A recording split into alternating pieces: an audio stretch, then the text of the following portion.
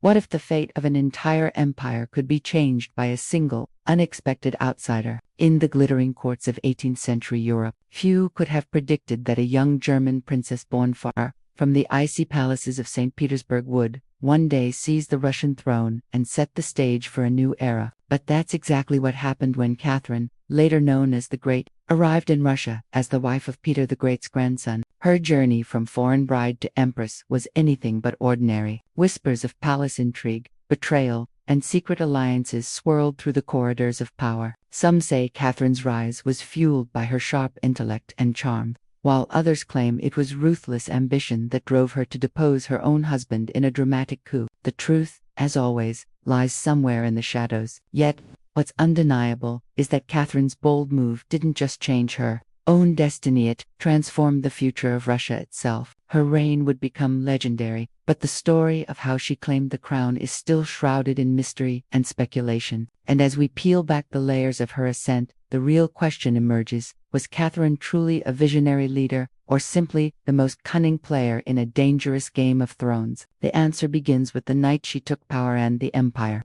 would never be the same.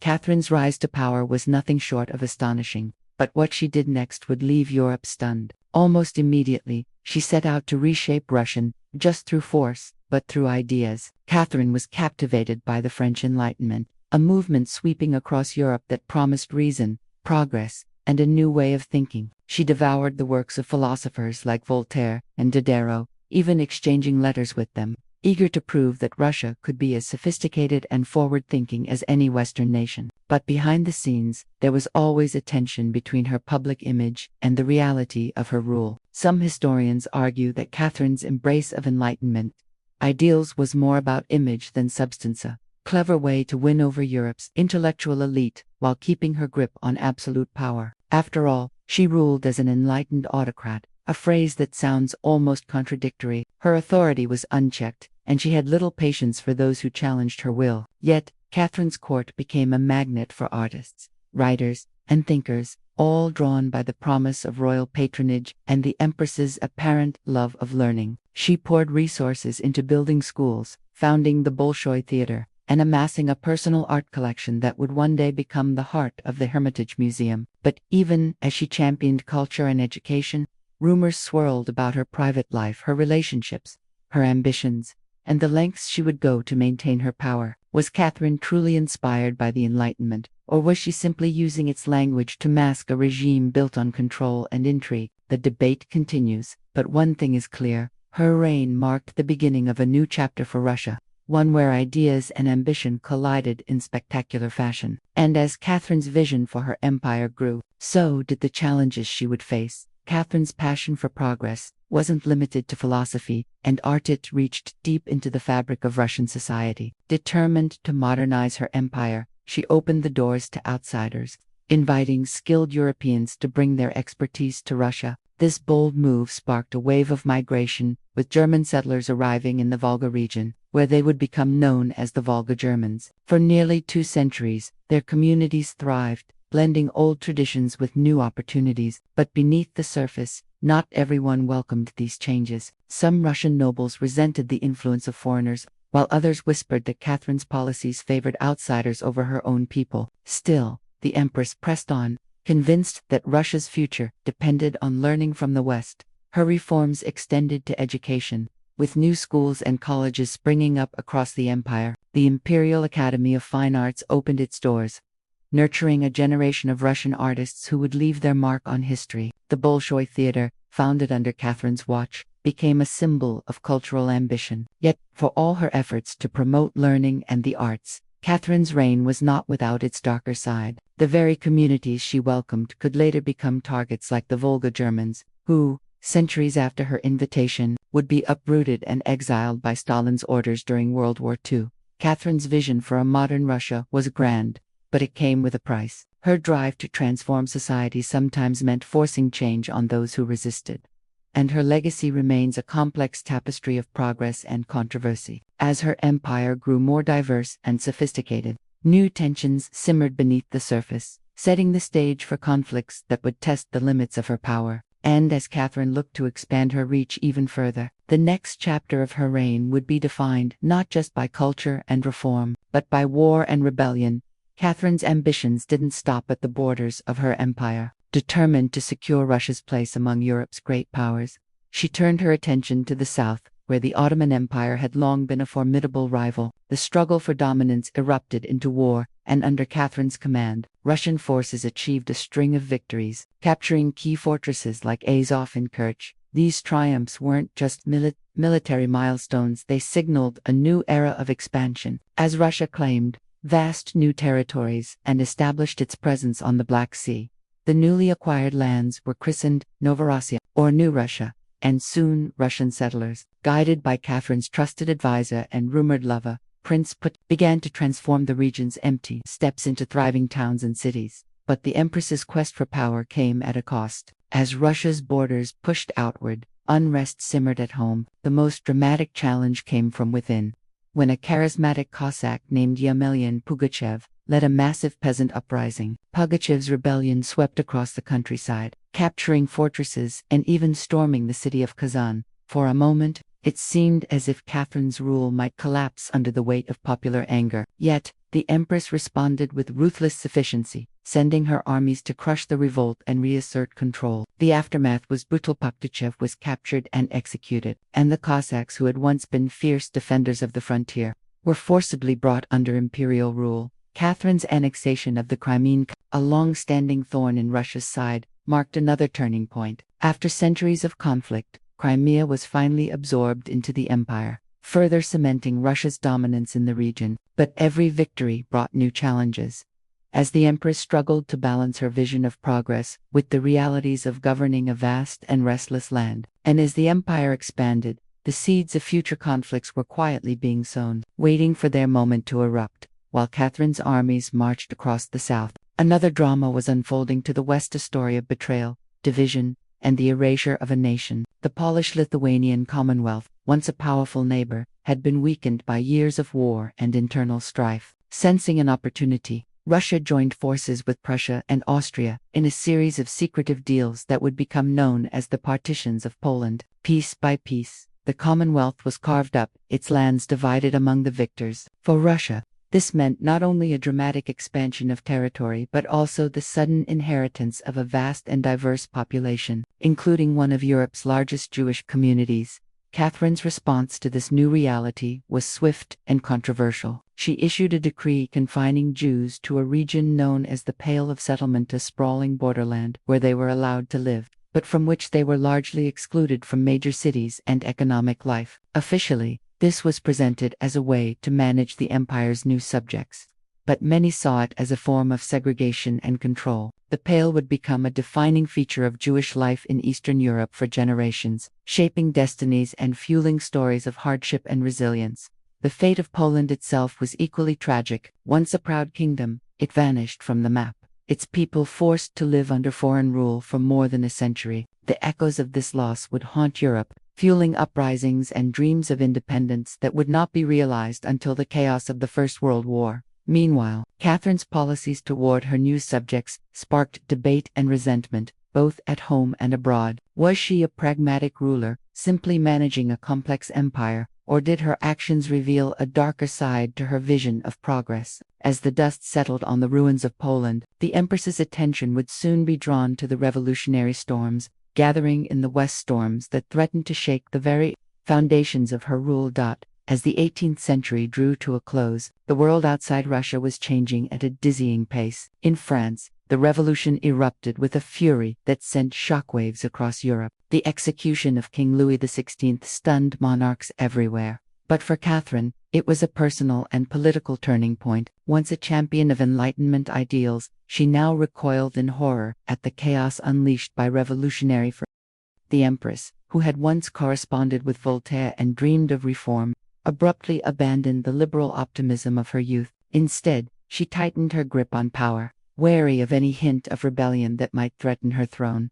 Rumors swirled through the Russian court about secret police, informants, and plots against the crown. Catherine's transformation from enlightened autocrat to iron-fisted ruler was as dramatic as any revolution. She cracked down on dissent, silenced critics, and made it clear that the fate of the French king would not be repeated in Russia. The Empress's final years were marked by suspicion and a growing sense of isolation. As she watched the world she had tried to shape slip further from her control. Then, in 1796, Catherine's extraordinary reign came to an end. Her death left Russia at a crossroads, and the throne passed to her son, Paul, a man whose obsessions and insecurities would soon plunge the empire into turmoil. Paul's reign was brief but chaotic, marked by sweeping reforms that alienated the nobility and the military alike. Whispers of conspiracy grew louder, and before long, Paul met a violent end in a palace coup, his life cut short by those who once pledged loyalty. The rapid shift from Catherine's vision to Paul's erratic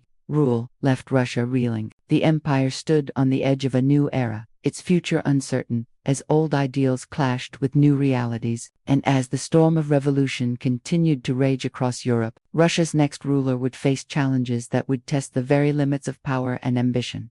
The death of Paul I opened the door for his son, Alexander, a ruler whose reign would be defined by both sweeping reforms and the fires of war. Unlike his father, Alexander seemed to embody the best hopes of a new generation. He was young, idealistic, and inspired by the same Enlightenment principles that had once captivated his grandmother, Catherine. With the brilliant Count Mikhail Speransky at his side, Alexander set out to modernize Russia's sprawling bureaucracy and overhaul its finances. Ambitious plans for a liberal constitution were drawn up, sparking hope among reformers that Russia might finally embrace a more open and just society. But the emperor's resolve wavered, and when faced with resistance from the powerful nobility, he hesitated, leaving many of his boldest ideas unfulfilled. Yet, it wasn't reform that would come to define Alexander's rule. It was the shadow of Napoleon Bonaparte. The rise of the French emperor sent shockwaves through Europe, and Russia found itself locked in a deadly rivalry with one of history's greatest military minds. The two empires clashed in a series of brutal battles. Austerlitz, Alo Friedlandich, one testing the limits of Russian endurance. In a surprising twist, Alexander and Napoleon met at Tilsit in 1807, forging an uneasy alliance that left the rest of Europe reeling. But the peace was short-lived. Just a few years later, Napoleon launched his infamous invasion of Russia, leading to the cataclysmic Battle of Borodino and the burning of Moscow. The Russian army, battered but unbroken, refused to surrender. As winter closed in, Napoleon's forces were forced into a desperate retreat, their ranks decimated by cold, hunger, and relentless pursuit. The defeat marked a turning point, not just for Russia, but for the entire continent. Alexander emerged as a hero, leading the charge as Russian, Prussian, Austrian, and British armies pushed into France, eventually capturing Paris and forcing Napoleon's abdication. At the Congress of Vienna, Alexander's influence soared, and he was crowned King of Poland, cementing Russia's status as a true European superpower. But even as he basked in victory, new challenges loomed on the horizon, threatening to unravel the fragile peace he had helped create.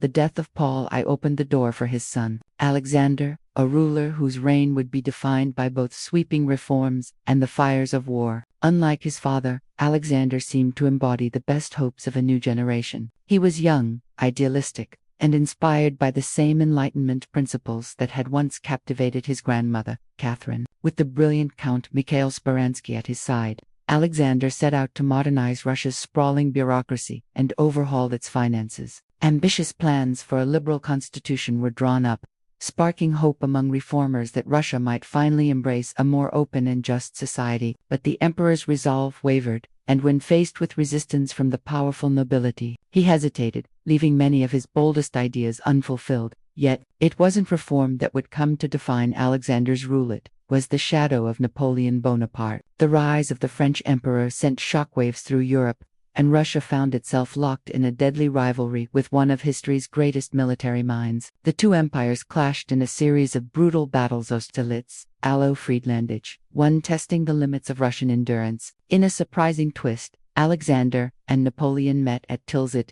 in 1807, forging an uneasy alliance that left the rest of Europe reeling. But the peace was short-lived. Just a few years later, Napoleon launched his infamous invasion of Russia, leading to the cataclysmic Battle of Borodino and the burning of Moscow.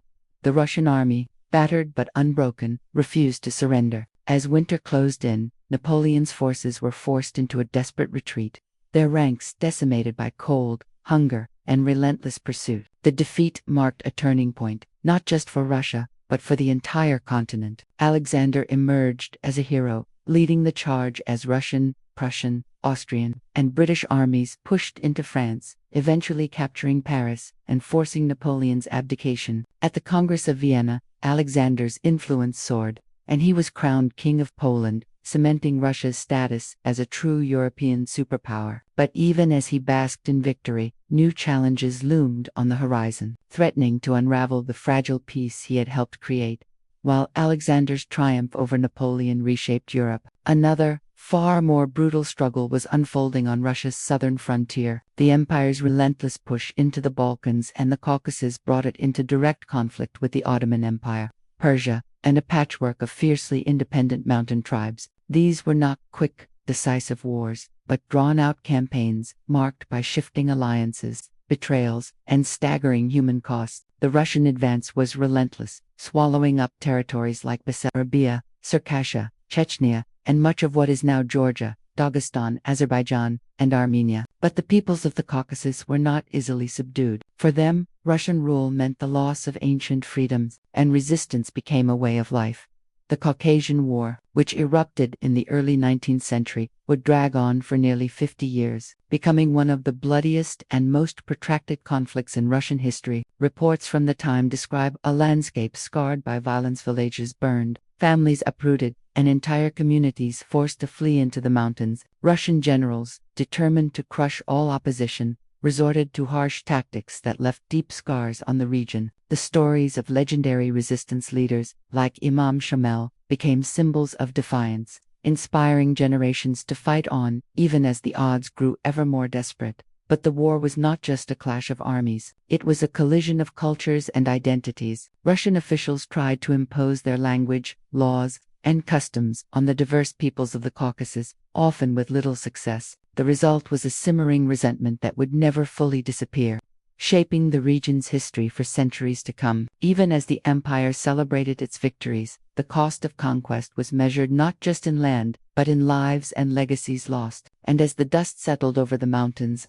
it became clear that Russia's expansion had come at a price, a legacy of conflict and resistance that would echo far beyond the reign of any single czar. With the empire's borders now stretched to their limits, new tensions were brewing at home, setting the stage for the next great upheaval. As the empire's borders expanded and the scars of war lingered, a new storm was gathering within Russia itself. The death of Alexander I brought his brother Nicholas to the throne, a man whose reputation for conservatism and iron-fisted rule would soon become legendary. Nicholas inherited a nation transformed by decades of reform, conflict, and exposure to Western ideas. But instead of embracing change, he recoiled from it, determined to stamp out any trace of liberalism that threatened the old order. Yet, beneath the surface, Russian society was changing in ways that even the most rigid autocrat could not control. The seeds of revolution had been quietly sown during the Napoleonic Wars, when Russian officers marched across Europe and witnessed societies built on principles of liberty and constitutional government. These experiences left a mark, and when Nicholas ascended the throne, a group of idealistic army officers, later known as the Decembrists, saw their chance to demand change. On a cold December morning in 1825, they staged a bold uprising in the heart of St. Petersburg, calling for a constitution and an end to autocratic rule. The revolt was quickly crushed, but its impact was profound. Nicholas responded with a wave of repression, determined to root out dissent wherever it might appear. Rumors spread of secret police, surveillance, and a network of informants watching for any sign of rebellion. The Decembrist leaders were executed or exiled to Siberia, their dreams of a freer Russia seemingly extinguished. But the spirit of resistance could not be so easily erased. The Decembrist revolt became a symbol for future generations, a reminder that beneath the surface of imperial grandeur, there was a growing hunger for change. Nicholas's reign would be marked by a relentless struggle to maintain control. Even as new ideas continued to seep into Russian society through literature, art, and underground circles, the tension between progress and repression defined this era, setting the stage for the dramatic upheavals that would follow. As Nicholas tightened his grip, the empire grew more restless, and the question lingered: could Russia's rulers hold back the tide of history, or were they merely delaying the inevitable? The answer would shape the fate of Russia for decades to come. As the empire stood on the brink of transformation and turmoil, the story of Russia's transformation from the age of Peter the Great to the reign of Nicholas I is one of breathtaking ambition, relentless expansion, and constant tension between progress and repression. Each ruler left a distinct mark, some through bold reforms, others through iron-fisted control, but all were driven by the same underlying question: how could Russia become a true world power without losing its soul? Catherine the Great dazzled Europe with her intellect and vision, yet her reign was shadowed by controversy, rebellion, and the harsh realities of autocratic rule. Her successors, caught between the promise of enlightenment and the threat of revolution, struggled to balance the demands of a modernizing society with the traditions of the past. The empire's borders grew ever wider, swallowing up new lands and peoples, but every conquest brought new challenges. The forced migrations of minorities, the brutal suppression of uprisings, and the long bloody wars in the Caucasus left scars that would never fully heal. Even as Russian culture flourished, its theaters, academies, and museums standing as monuments to ambition, the cost of progress was measured in lives disrupted and communities uprooted. The fate of Poland, the confinement of Jews to the Pale of Settlement, and the relentless drive to impose Russian rule on distant frontiers all revealed the darker side of imperial power. Yet, for all the triumphs and tragedies, the most enduring legacy of this era may be the restless spirit it awakened within Russia itself. The Decembrist revolt, though swiftly crushed, signaled that the desire for change could not be silenced forever. Beneath the glittering surface of the imperial court, new ideas were taking root, ideas that would one day shake the foundations of the empire. The rulers who sought to control history found themselves caught in its currents, their victories always shadowed by the next crisis, the next rebellion, the next demand for freedom. As the 19th century unfolded, Russia stood at a crossroads, its future uncertain. Would it continue down the path of autocracy and expansion, or would the forces of reform and revolution finally break through? The answer, as history would show, was far from simple. But one thing was clear: the choices made by these rulers set in motion a chain of events that would echo through the centuries, shaping not just Russia, but the world. And as we look back on this era of ambition and upheaval, we're left to wonder, was it greatness, or was it the beginning of an even greater storm?